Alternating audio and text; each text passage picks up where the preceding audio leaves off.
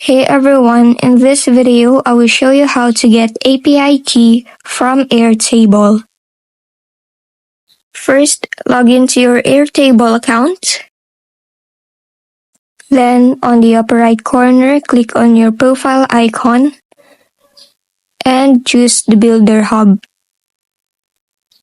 Under Developers, click on Personal Access Tokens.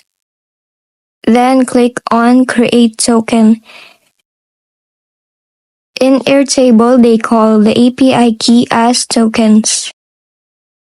Now name it however you want. You can add a scope. And you can also add an access.